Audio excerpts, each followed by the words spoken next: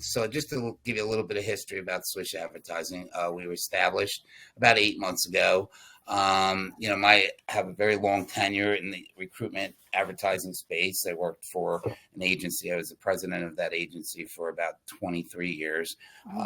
Through a recent acquisition, I decided it was kind of time to do my own thing. So we specialize in quite a few different verticals. One of those verticals is transportation. Obviously, I ran the transportation and logistics division for my past agency and worked with probably over 75 different trucking clients in my tenure there.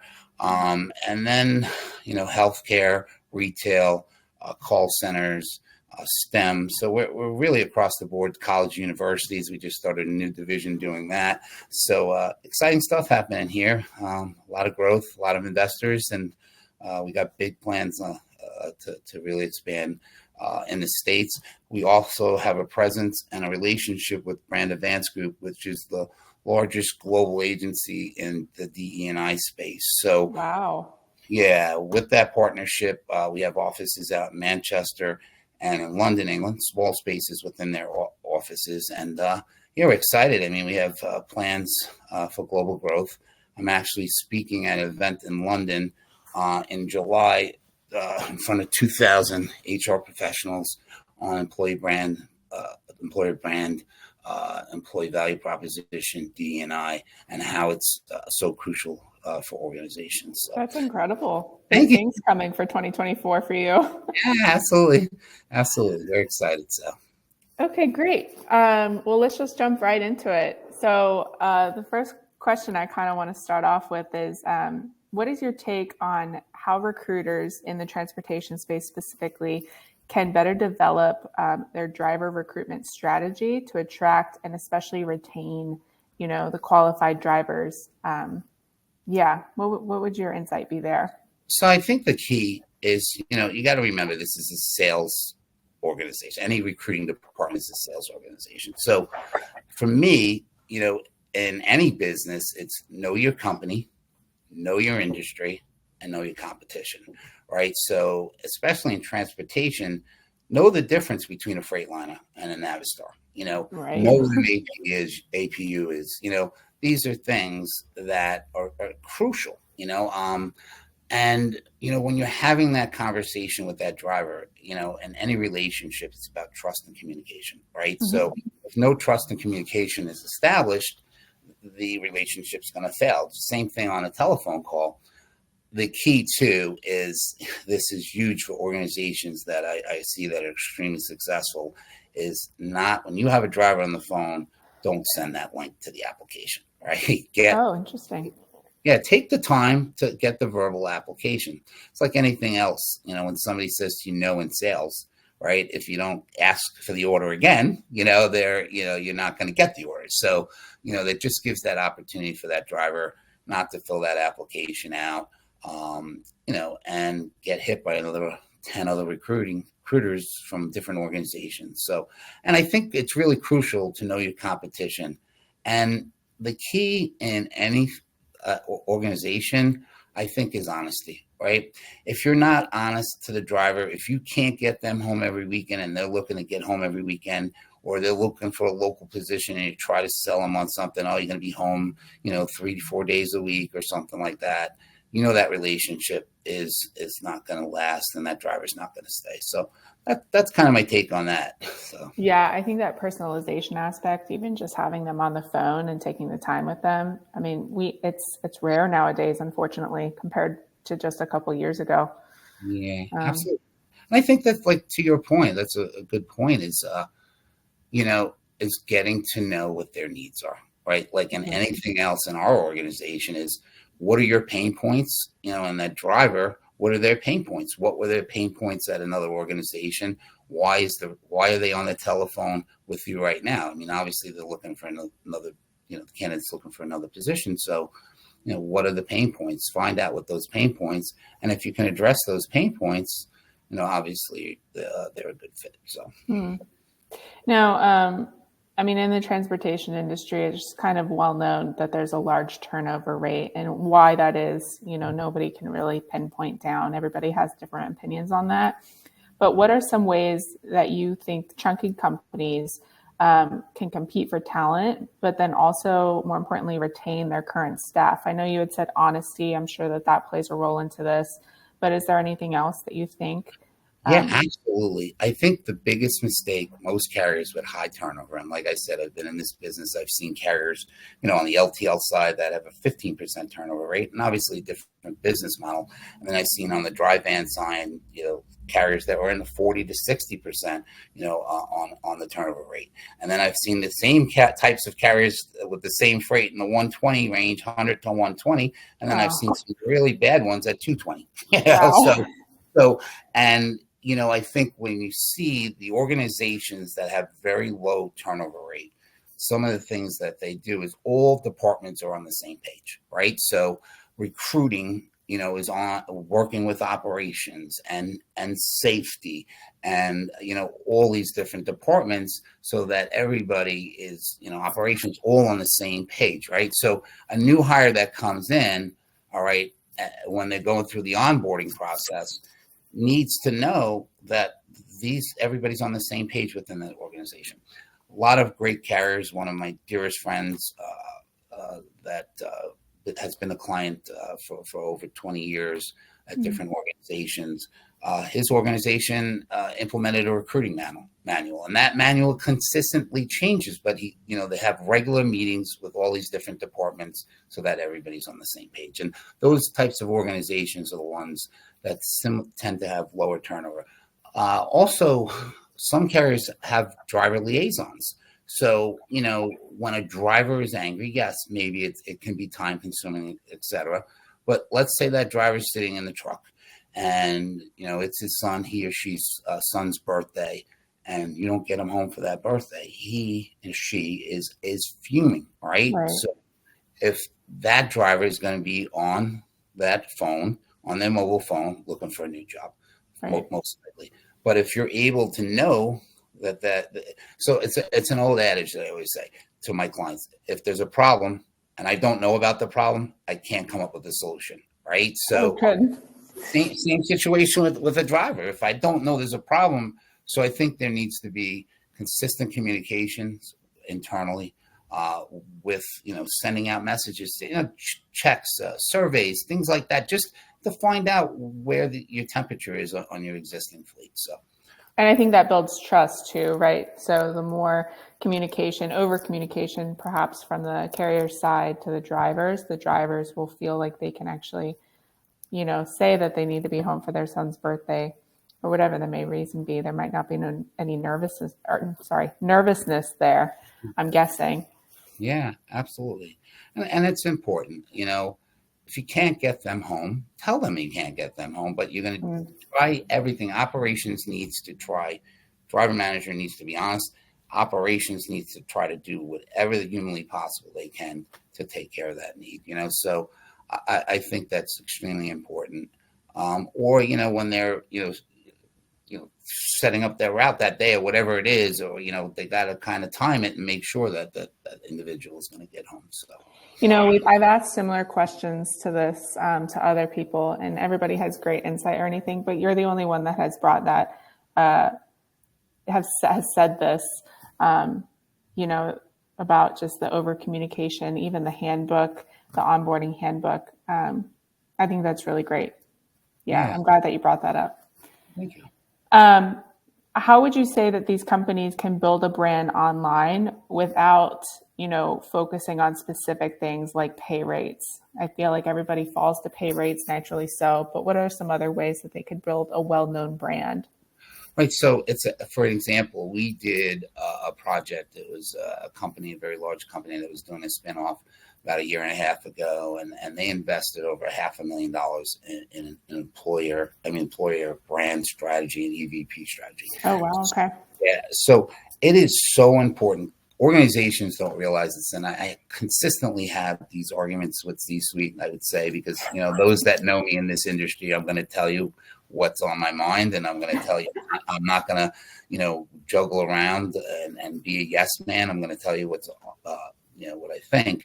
It is so crucial, whether it's trucking, healthcare, retail, within an organization to have that strong employer brand and that strong employer value proposition going past pay, right? Pay. Every carrier pay, we pay the most. You see these ads online, make 150 grand a year, or owner operators are making 300, growth net to the truck.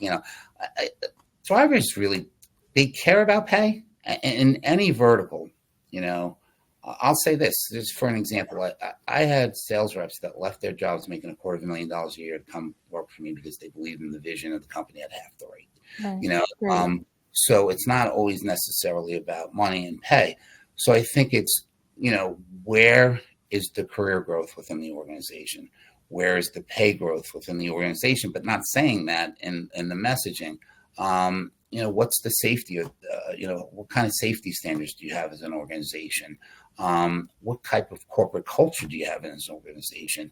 I hate that cliche. You're not a number here, et cetera. You're not a truck number, but they want to feel part of an organization that is good to them. So that's what that employer brand is so important. And those propositions is, what are your key corporate cultures and what differentiates you from the competition? And I think a lot of carriers lack on that. And it's sad because those are the ones typically with the high turnover. I will treat it like that. So it makes sense. Yeah. I'm going to pivot questions here a little bit. So a couple of months ago, I went to a staffing convention or conference, I guess I should say. And one of the questions that actually was brought up was from a recruiter, and they were talking about employer branding. And she goes, I just don't know. I understand the need for employer branding. We need it, but our higher ups don't want to hear it. So what would you say to recruiters who know that they need the employer branding put in place and the investment there? What would you say to them who want to bring it up to their managers or the C-suites? So that's a great question. Okay. We've done a lot of focus groups on return on investments on a strong EV and a EVP program. This is a crazy number. And a DE&I strategy. Now, this is organizations outside of transportation a little bit, but you see about a 23% better retention rate, one, with an EBITDA, which is what all C-suite is looking at. And I know this is a little high-end conversation. That's okay. I think that people want to hear it. From an EBITDA perspective, which is bottom line what the CEO, CFO, and COO of a major organization want to see, you see an 18% increase in EBITDA, right? Wow. So think about this. Yes, not immediate return on investment, any employee brand, employer brand or EVP program. Typically you'll see return on investment, 12 to 18 months out, but it's there and the numbers are there to match. So this is what we do all the time for our clients. They come to us and say, hear that question a million, we can't sell it to the C-suite. When I start showing those numbers and the analytics and the numbers behind why it makes sense, believe me, it opens a lot of eyes. So that's great. That's great. So look into the statistics, the data there. There's data there. I think that's good to know. Don't lie.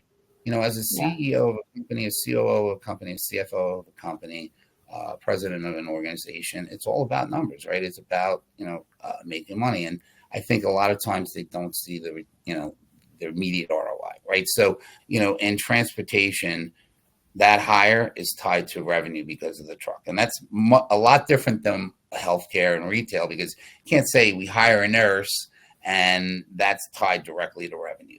That empty truck sitting against the fence, we know is losing X amount of dollars a day. So that investment in advertising to get that driver in the truck obviously is, a return on investment. So I see where a lot of companies struggle, but I can also show you that we, in my past life, work with over 300 major organizations implementing strong EV and EVP, and those organizations, the numbers don't lie. So. That's great. That's great. Yeah. We here have invested a little bit into what EVP is, employer branding, what that is. And there's so much to it. And it makes you realize how complex, but how important it is, right? Because not only are you building the brand for bringing people on, but it's just brand awareness and just getting what your company, the good intention behind the company, right? The goals are more clear. Yeah. Right. You can see we have a very strong marketing department. Our social media is really disrupting. We are getting incoming phone calls. I mean, from a brand perspective, and that's showing our brand as a company. But and that's how we feel internally. Look, I work for an organization that was bought out by private equity, then sold to a large billion-dollar company, and to me, it's so important that corporate culture of that feel, that family feel, knowing that I have an open door, that you can come into my office, whether you're, working, as a whatever position in the organization. And, that's important to feel that type of family culture. And, as organizations get large, look, It's hard. Libby Sartain wrote a great book from Southwest Airlines, and HR from the Heart, I believe it's called.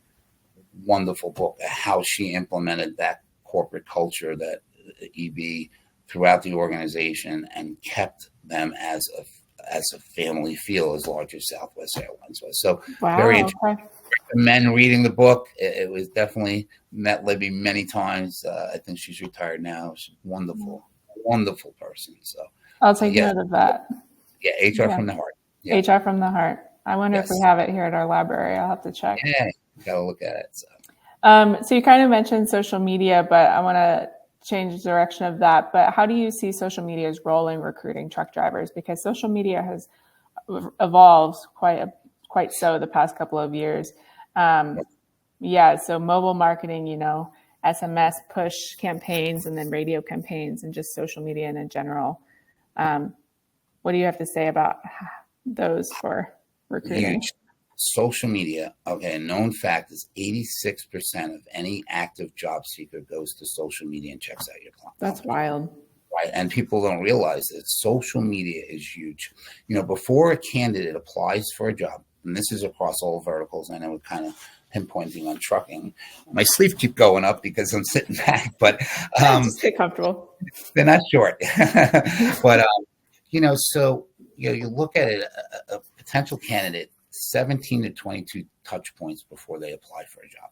And what that means is they're going to look at your social media presence. They're going to look on chat boards. They're looking on Reddit. Believe it or not, they're looking on Twitter. They're looking at all your different social media platforms to see what your company is. So many companies do not use social media properly. Whether it's trucking, whether it's, to keep consistently posting, we're hiring, we're paying on social media. No, a company comes to your social media, a candidate comes to your social media pages to really truly find out what your company's about. So, all this highlighting, we come up with strategic content strategies to keep all of this, to work well for candidate engagement. So It is tremendously important. Yes, absolutely. Text messaging works extremely well. We have a very high conversion rate on text messaging. There's a lot of tricks with that, and a lot of regulations. So you have to make sure that you're not just spamming. I think that's the biggest concern, is the spamming, people feeling like they're just bombarding. Right. Yeah. It is. And, we have about a 5% conversion rate on text messaging for our clients in transportation. And we've implemented some certain tricks and AI technology behind that has really helped us tremendously get a high conversion rate. We know that traditionally it's 1% to 2%. So we're, seeing good things with text.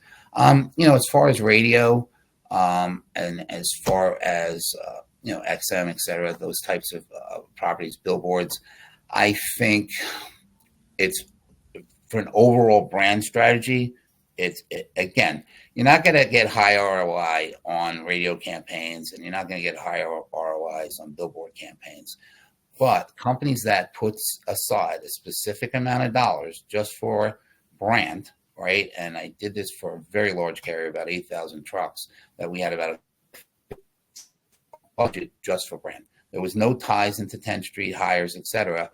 But eventually we saw the numbers of hires going up about 20, 22%, some months 20, some months 22%, because of those branding initiatives. So I think it's overall, again, consistency, overall media strategy, you have to look past the ROI sometimes because you don't necessarily see it, but it's there. So it all kind of goes together and cores into one, it seems like.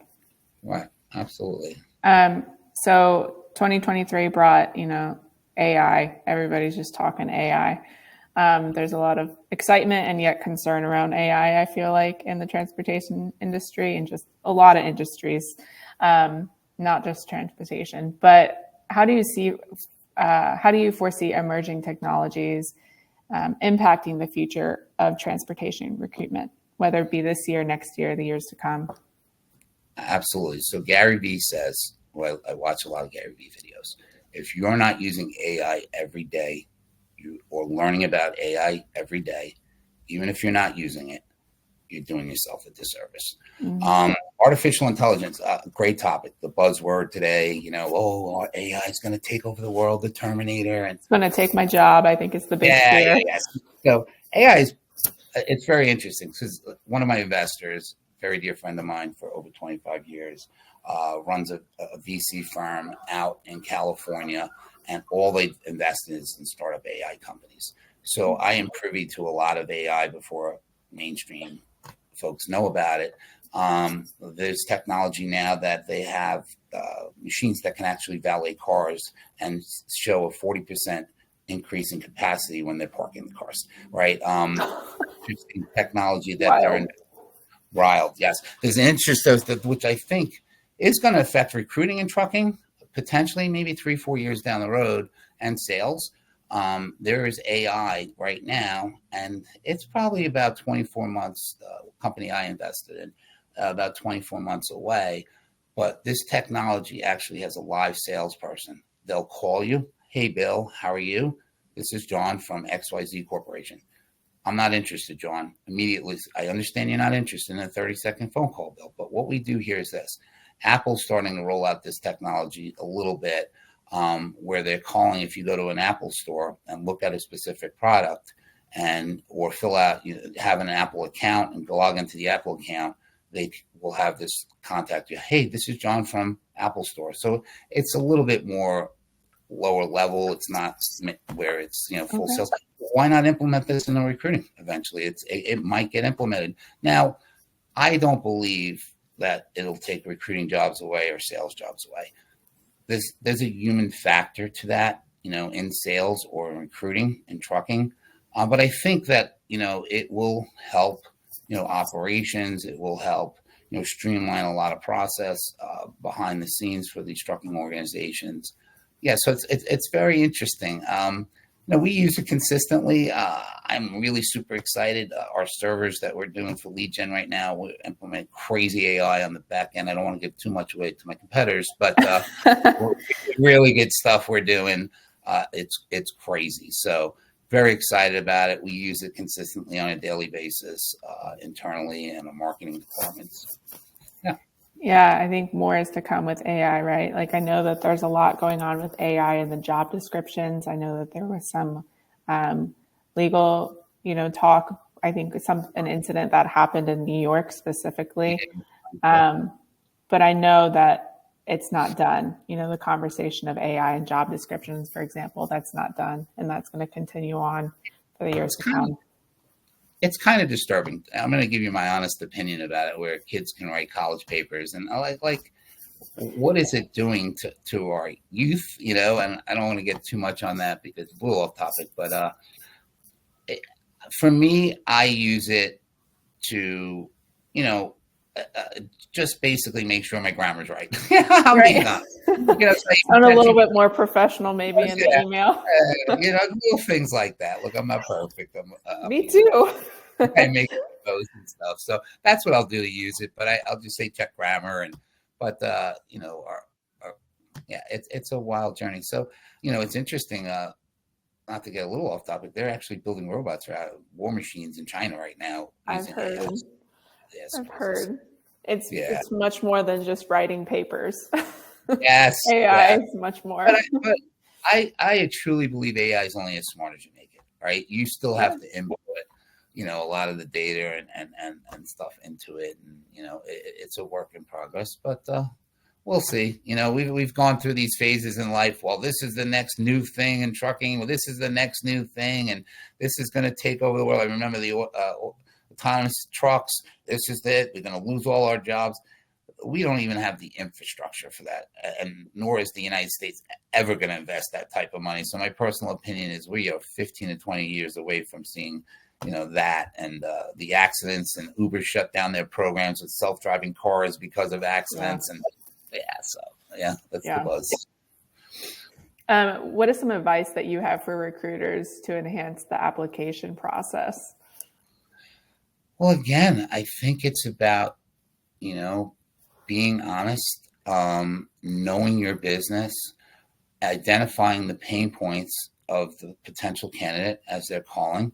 If you get to know what the pain points are, that's when you can address those specific pain points. So if the driver calls in and says, look, well, you ask, Mrs. Jones, let me ask you a question. What was your, why are you looking to leave your other company? Oh, the pay is awful. They promised me that I was going to run 3,000 miles a week. I was getting 1,500 miles a week. They told me I was going to be getting home every weekend. I wasn't getting home every weekend. So now you're identifying. And I think the biggest problem recruiters have, talk too much. Sales, same thing. Talk too much, right? Listen, right? That's what you need to learn, is to listen. Don't go out there and, we're the best thing since sliced bread, and we can do this and we can do that. Listen to what that driver's pain is, right? And learn anything like in sales, the consultative sales approach that we have as an organization. We want to be an extension of their human resource department or their recruiting department, because we listen to what the company's pain points are, and then we address the pain points. So by addressing in any good sale, and look, I used to run a boardroom with 250 sales reps that I trained. It's the same thing in recruiting. Wow. It's about learning what the pain points are, and the key is, don't sell them something you don't have, right? So it's better to walk away from that driver than to BS them. And then when they get into orientation, they're like, you promised me this and that, and they leave, so I think it's, again, honesty, learn what their pain is. And, again, my dear friend says to me all the time, make sure they fill out the applications. Don't let them off the phone sending them a link, so she'll know I plugged that for her. So. You've been in this industry, the transportation industry anyway, for 25 years, you said. What do you think is going to go on in the next 5 years? So I think we're in an interesting situation. So the past, actually, I was in Chicago, Indiana. I was in Atlanta, Dallas. The past few weeks, meeting with several C-suite executives, the COO, CEO, president, two presidents of different trucking companies. So really, it was a good time to get a fresh perspective on what they're kind of seeing, what we're kind of seeing. So, obviously, we know this is probably one of the worst freight markets we've seen in quite some time. It reminds me a lot of 2008, where we kind of saw things where it was more of a processing job. The trucking companies that, I worked with Swift back then at the time. And I remember with Scott Maldonado and I talking, he was the VP of recruiting out there. Well, Tasha was VP recruiting as well. They didn't even need drivers. Like they had to shut down the schools, because it was that terrible. And they really could handpick the drivers that they wanted. I mean, obviously, 2009 to 2010 totally changed that, where it was, more of a driver's market instead of a carrier's market. And I think we're in the same situation. Look, there's a lot of factors to this. I mean, the Fed inflation rates are up to about 7%. Interest rates are up to about 7%. Consumer goods is, down a bit. And then we've also seen consumer spending staying pretty steady. Kind of worries me. We're about $82 trillion in debt, I believe, credit card debt. Oh, wow. That's what I saw that number. I was blown away. But people use it to survive, Yeah, 100%. And then, we have an election coming up. I think that is going to make a major dent one way or another. I don't want to get into politics, but I think if things go a certain way, I think we can kind of see things tremendously change for the economy. I do think we're in a recession, as much as nobody wants to say it. I do think we're in somewhat of a recession. I do think we'll probably pull out, and I know a lot of carriers are going to get mad at me about this. I was in the finance business for many years. I worked on Wall Street prior to being in advertising. I don't think we're going to see much of a change this year. I think 2025 will definitely bring some change. I do think we'll see an increase in freight. Obviously year end, you'll see, the retail automotive as well. We'll start seeing that pick up. But I think, 2025, we're going to see it go back. And I'm hopeful by 2025, we see things get to some sort of normalcy. So I think over the next 5 years, we're in good shape. Hey, we've been here before. Those that have been in this industry, the carriers that I have been speaking to are seeing pretty steady freight, not massive decreases. Obviously rates have, shifted. The spot market has been terrible. So you're seeing a lot of owner operators drop it, and all these different regulations are happening out in California, et cetera. You're seeing a lot of these owner operators dropping out, can't afford their trucks, et cetera, because, they were relying on the spot market or their own authorities. A lot of them, a lot of these carriers are really looking for company drivers. So you're going to see a massive amount of these owner operators and small fleets fail. And that's going to put more drivers into the marketplace, which is really not good right now for recruiting departments because, it's more drivers and not enough freight. But eventually, I think things are going to even out. And I think we're going to, by 25, I keep saying 05, well, I'll tell you, that's how long I've been doing this. 25, we're going to see steady, increases, and I think we'll be back to normal. So you don't think in 2025 it's going to be a quick, because from my understanding, right, 2008 to 2009 was relatively a quick change, right? Yeah. Do you think it's going to be a little bit more gradual this time around? I think we'll start seeing gradual change, maybe last quarter of 24 into 25, and then start picking up in 25, doing well. Look, this is not what a lot of economists in the trucking business are saying, but we'll see who's right. We'll see who's right. Right. I might be wrong. I'm not perfect, but. So, great. Well, thank you so much for your time. I know you're so busy, but just the last question, I'd love to hear what your goals are for Swish in the next 5 years. It sounds like you are doing a lot right now, but what is Swish Advertising's goals for the next couple of years? So I think, what our approach is to be a boutique, we're a global boutique agency. And one of the things that I can't stress enough is I don't want to be just a trucking specific agency. So we're probably, we've got quite a few now. We'll probably cut it off at about 10 to 12 clients, and then each different vertical. Ultimately, our goal is to, with our investors, is to get to $100 million in 7 years in billing. I think that's very obtainable. I have a sales staff of 9 right now. Wow. We'll expand our sales team. We're looking at offices space right now in the Midwest and Kansas City area, and then out in California. That's the growth plans for 2024, as well as maybe possibly expanding with our partnership with Brand Advance. So that's the goal. And then, in each individual vertical, and eventually get it to private equity. And then I want this thing to be a $500 million company global. So that's my game plan. It's a great goal. Believer and Tony Robbins. I'm actually going to see him at an event down in Fiji. Only 100 individuals there, and business mastery.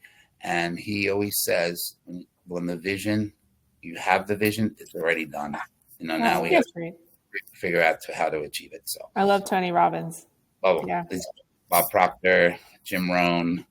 I'm actually reading a book right now, The Power of Positive Thinking. So good stuff. So. I've read that book last year. It was a great book. Power of Positive Thinking. Yeah. Think Big. It's another one. Steve Harvey always says those 2 books. You read those 2 books, you don't need any other books. Think Big. Okay. Is that that's not by the same author though, is it? I think it's somebody else. Yeah. I'll send you. Yeah. Well, Bill, thank you so much for your time. Again, I know you're so busy, but really this is great. I think you've answered some questions, in a way that we haven't heard before. So I know our audience is really going to value your insight. And you have a heck of credibility. So I know that what they take from this won't be taken lightly. They'll really stew on it. Absolutely. Thank you. Yeah, All right, thanks. Allison, thank you so much. All right, Yeah, have a wonderful day. you Bye now, too.